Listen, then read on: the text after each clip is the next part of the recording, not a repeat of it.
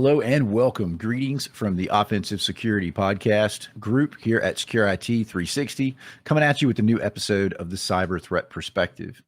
It is Friday, and it is time for our week in review.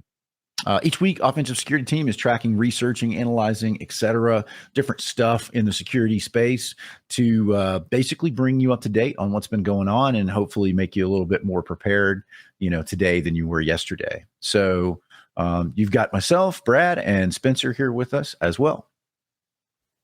Awesome. Yeah. Excited. Looking forward to another week in review. We've got another list of, I think, really interesting articles across a spectrum of different things. We'll be talking about IPFS in terms of phishing, right? So Interplanetary File System, using that for phishing. We're going to talk about how threat actors are adapting and evolving in a post-macro world.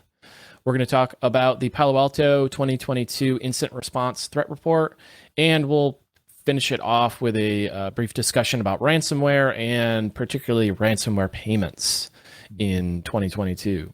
So lots of good stuff to look forward to. And a lot of good news, right? It's not all bad news this week. Yeah. I think it's good news, especially the macro thing. We're moving threat actors off of a different technique. So yeah, there's some good news. Awesome.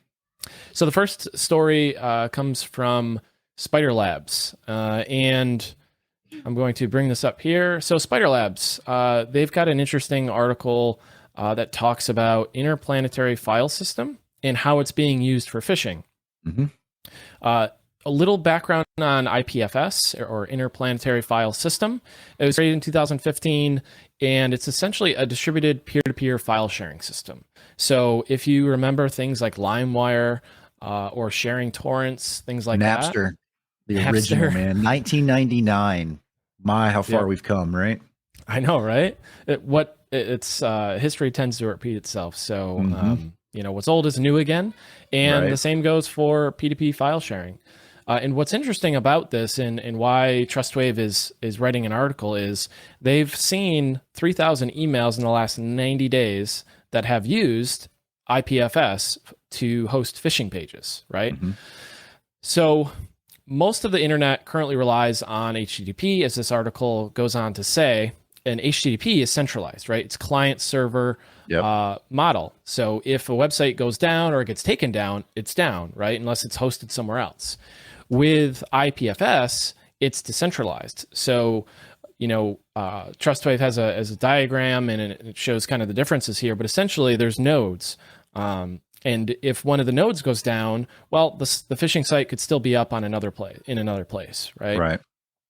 So IPFS is a great candidate for phishing sites because of kind of the scale and reliability of having your phishing site, keeping that up. The interesting part of this, and kind of I go down a little bit. One of the interesting things is the phishing URL. They talk about how to identify the phishing URL in this article, which is really good. But importantly is, the takeaway for me is the flexibility that this gives attackers or phishers in creating these URLs and sending them to clients or sending them to people, right? Sure. By using IPFS, you can camouflage, your hosting, the content that you're hosting. So these phishing sites that are hosted through IPFS are hosted on legitimate cloud services. A lot of cloud services are now offering IPFS services for file sharing, for content delivery networks, you name it. Sharing MP3s, you name it. Right. And these phishing sites are hosted on these legitimate cloud services. So there's a legitimate certificate. The website otherwise looks legitimate. So this can be kind of hard for users to spot, and it's a little bit different. It looks a lot different than what somebody's traditionally used to. The other thing of note with this is some of these IPFS phishing sites go through multiple URL redirections. So what the theory is that can potentially help attackers evade those reputation scanners. So when the website hits that first one, it redirects and redirects and redirects. There might not be a good opportunity for those reputation-based scanners, or those scanners that scan the contents of the website to see if it looks like an imitation website, there might not be a good opportunity for those scanners to work using this technique. So really interesting article. Interesting that, they've seen 3,000 emails use this technique in the last 90 days. I think that's not insignificant. So definitely an interesting one to talk about and keep an eye on as the trends continue. Yeah, agreed, for sure.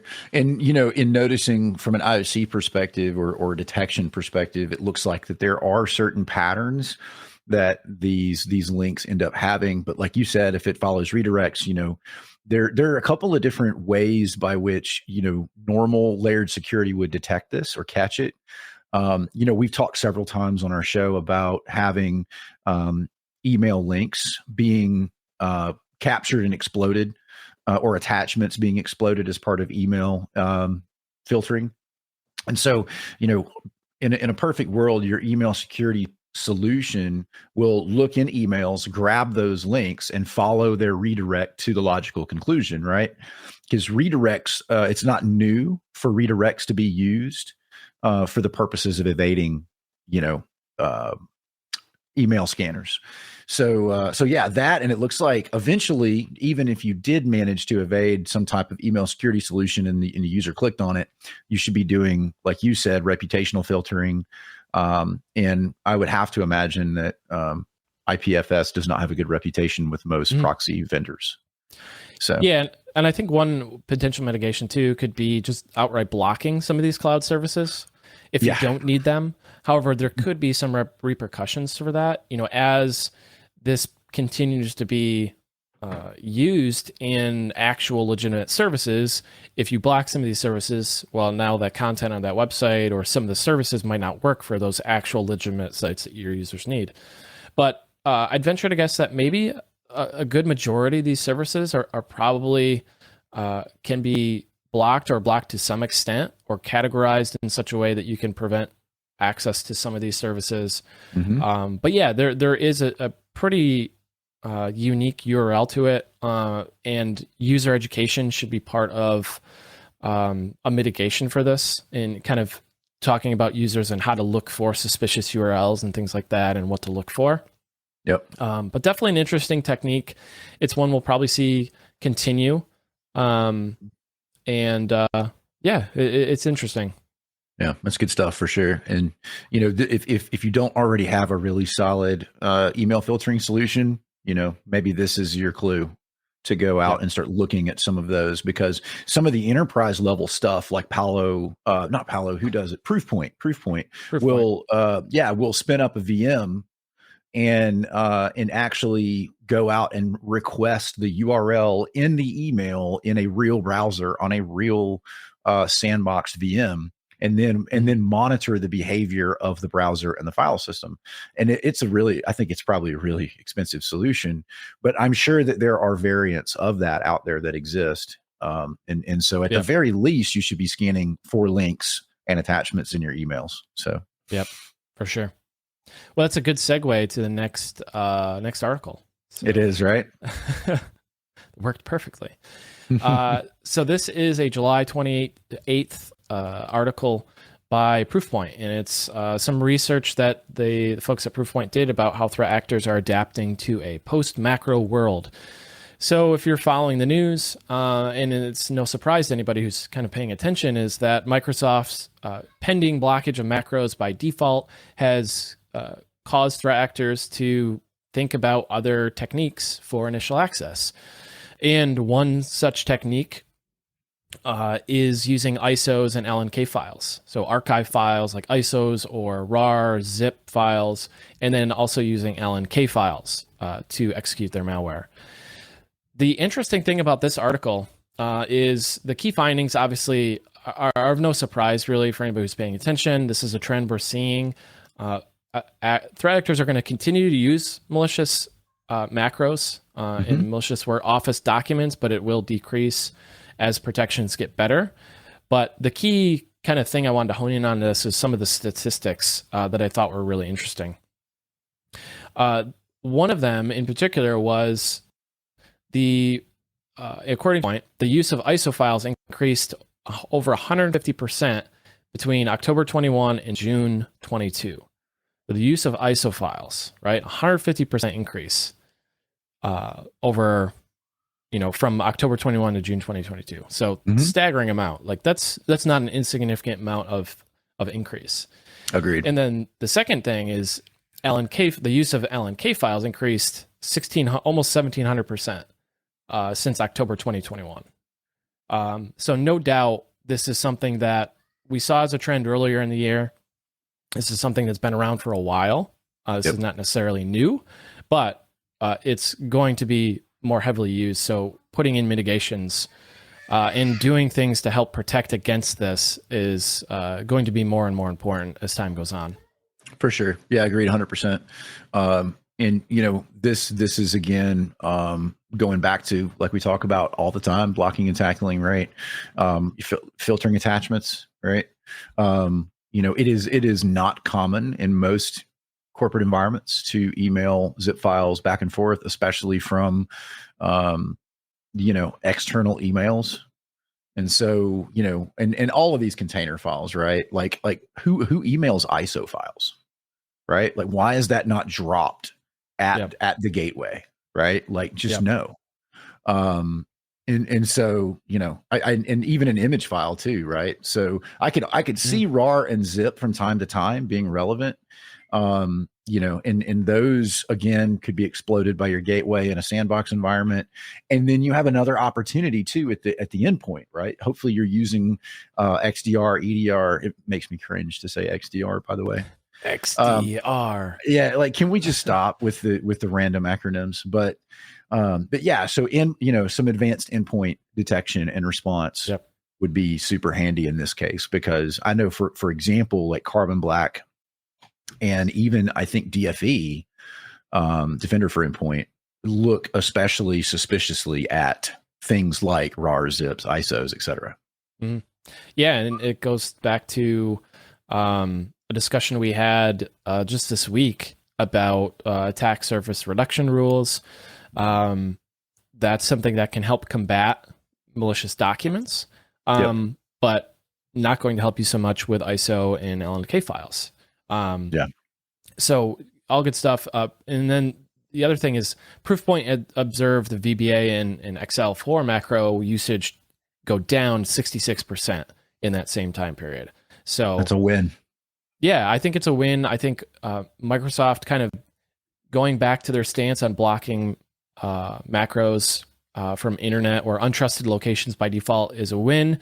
And we'll continue to work on getting wins to combat ISOs and RARs and LNK files as well.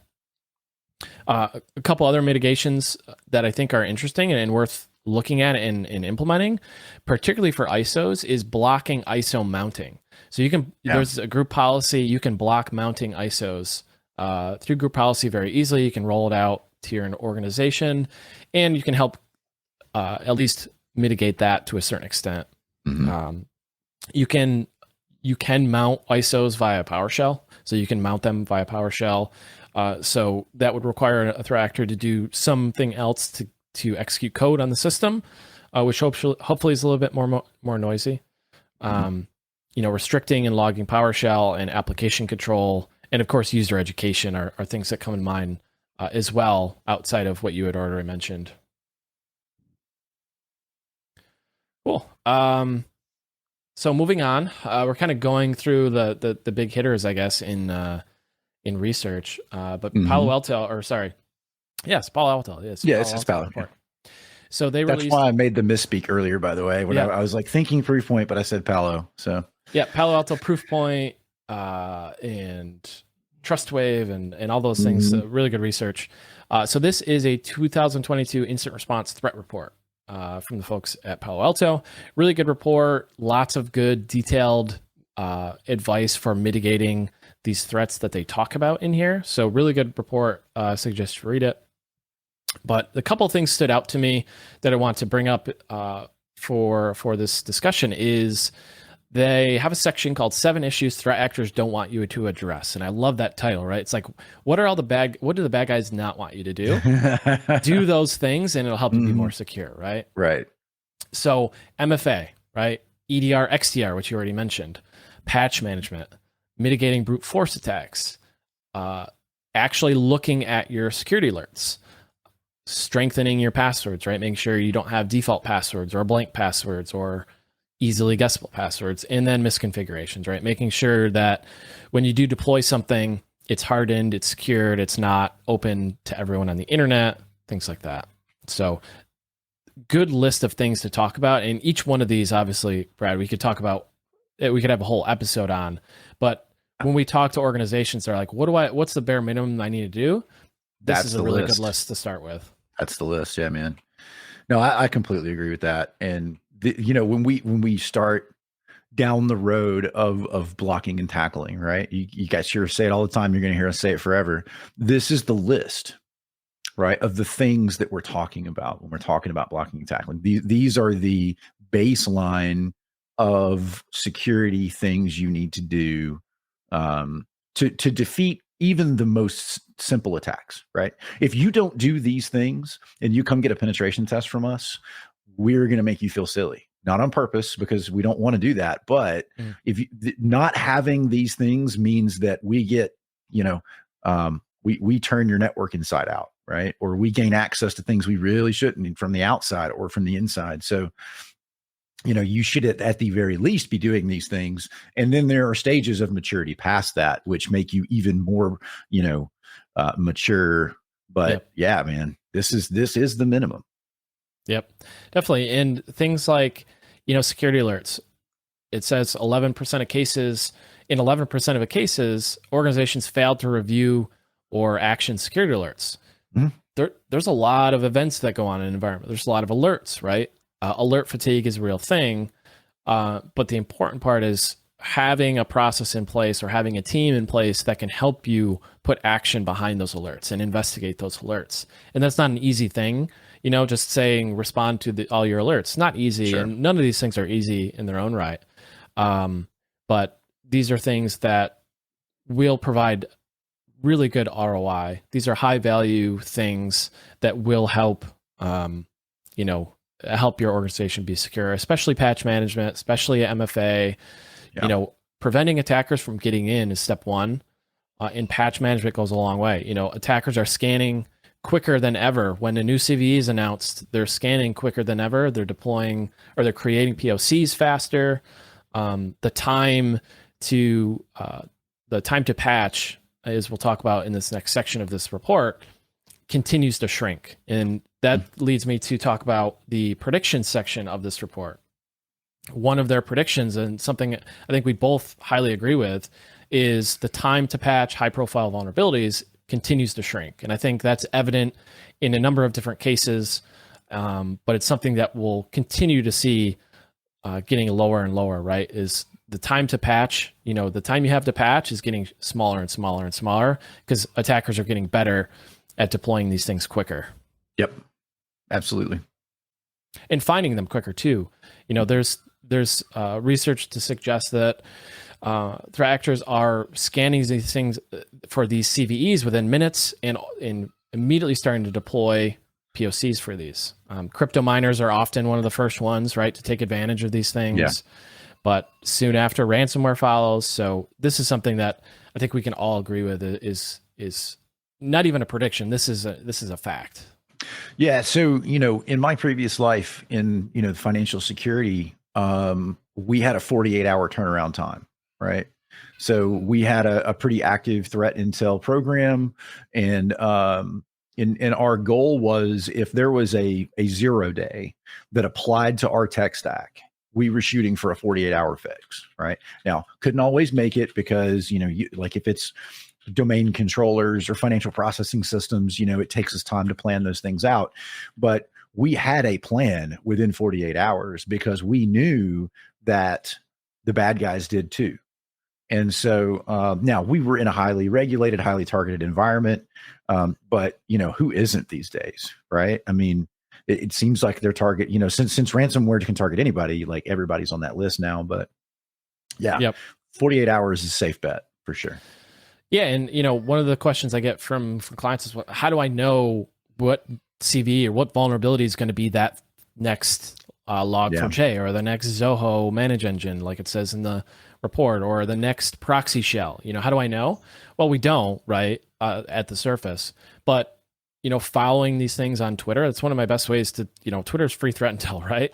Not the highest quality, right? Yeah. But just following people in the industry. And following trends, hashtags, and stuff like that for things that are happening, especially for the big companies, the Microsofts, Palo Altos, reference in the article, Apaches, following the big hitters in the industry and kind of observing what's happening and getting in on that chatter can help identify those things early. CISA has some early warning systems that they've created as well. So there are ways to kind of identify these things, but I think this is something that will continue to happen. Yeah, I agree with that. And to your point, threat intel is the way, right? And there are lots of ways to get threat intel, right? So we had historically built our own internal threat intel, but that was before there were commercial offerings. But today, you can go hire a company. We don't do that yet, but eventually we might.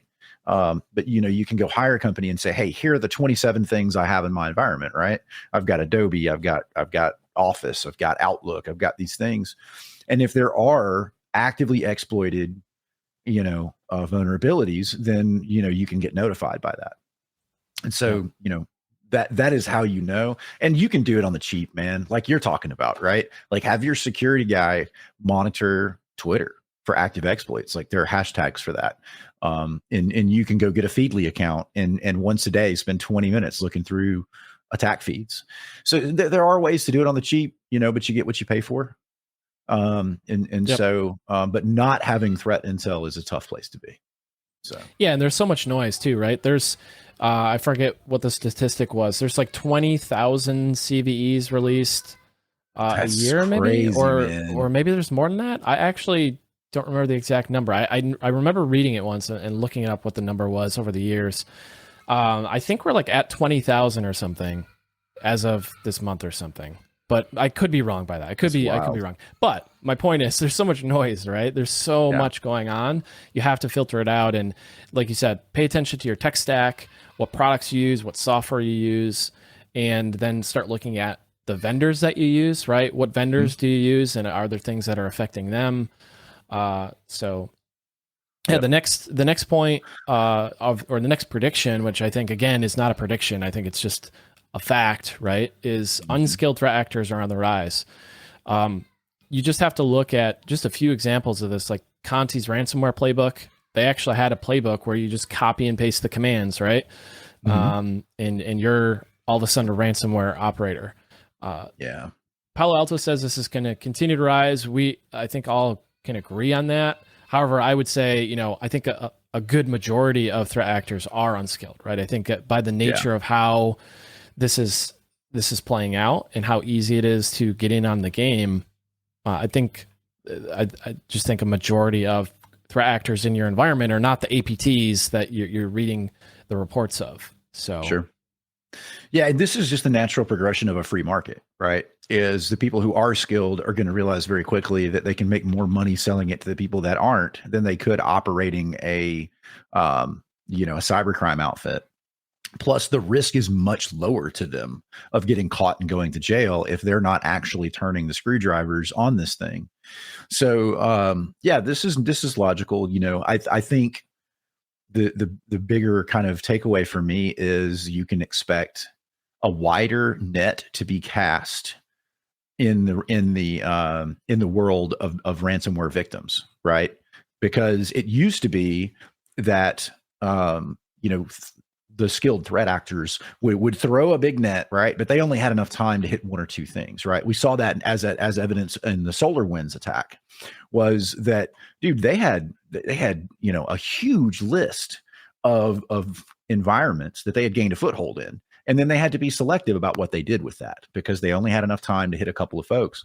So the the resulting downstream attack was relatively small compared to how successful that they were in initial access.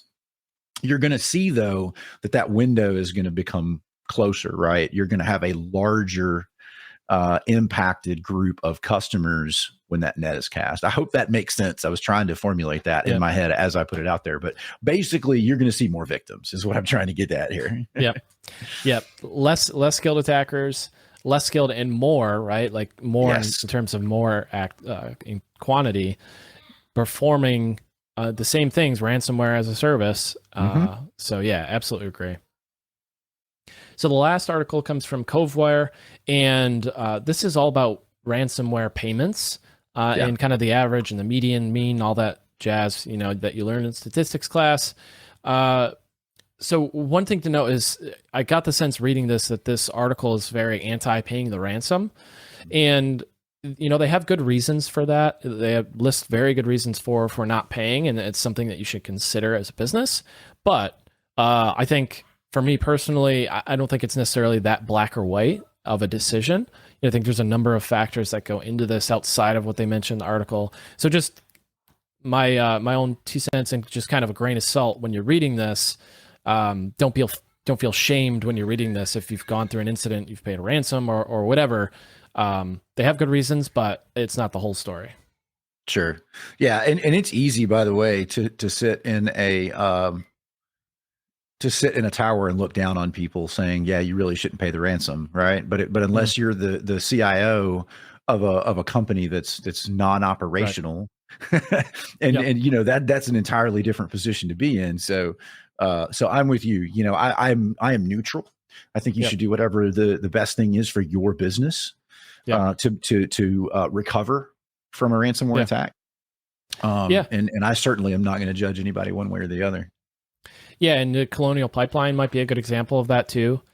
Sure. Where supply lines were turned off for 6 days or something like that. Yeah. Not even because the supply line IT was affected, it was a billing system, right? But just that had such a catastrophic effect.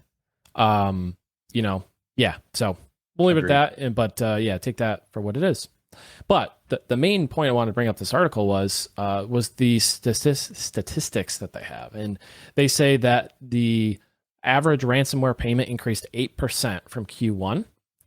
And they say there were several outliers that kind of brought that average up. But the main thing, and one of the more interesting data points, is that the median ransomware payment decreased to $36,000. And they said it was a 51% decrease from Q1. Yeah. So this points to, and they summarize it here, is it points to ransomware moving towards targeting smaller businesses, mid-market, they say, lower profile attacks, pulling off lower profile attacks, as opposed to those higher profile attacks where they're attacking big companies and there's a lot of news around it. And then the government gets involved and then they get arrested and, their Ferraris get repoed and all that stuff. So, going back to the last report, smaller attacks, smaller money, but more quantity, they're thinking that helps them, rake in the cash better than high profile attacks, which makes sense. Sure it does. And this combined with the last story that we just talked about, right, is interesting to me. And I think you're going to continue to see this trend. And that is, if you do have a large body of unskilled attackers, right, then, they're not going to have the skill set to pull off the big number ransoms, right? Because those are complex and they do require a reasonable amount of orchestration. It's much easier to attack a small chain of gas stations, for example, that's in a local area and get 36 grand out of them because A, they can afford to pay it, and B, it doesn't take a rocket surgeon to orchestrate that process. So, I think this makes sense, right? I think you're going to keep seeing this, and it's really unfortunate because not that the criminals care, but it has a huge impact. Like a lot of these businesses may close or may be in financial, dire straits for some time after the attack. So, it's easier for a massive corporation to absorb that hit and keep moving. But anyway, it's just a tough Yeah. place, man. I hate to see it. Yeah, and the nature of ransomware is just it's also underreported. The Internet Crime Report, this year's Internet Crime Report indicates that as well. Is that ransomware is a significant amount of internet crime. Mm-hmm. However, it is still significantly underreported. So I agree. Going after smaller companies just means you're going to go under the radar more, and not draw a lot of attention to yourself. So agreed. The last point I'll make with this article is they talk about extortion, and they say that 86% of ransomware cases involve a threat of leaking exfiltrated data. So sure. According to their data, 86% of ransomware cases involve the threat of leaking exfiltrated data. So, threat actors we continue to see evidence that they're not honoring their word, and they will leak confidential data, and they will use that threat of extortion to their benefit. Yep. Agreed. And big surprise, right? Yeah. Criminals are dishonest. Yeah, criminals are dishonest, right? They will use by any means necessary. Even reciting the going back to the Palo Alto article, threat actors will recite their insurance, the victim's insurance policy to them and say, "Hey, you've got cyber insurance. This is your premium." If they're able to get a hold of that information, so yeah, cool.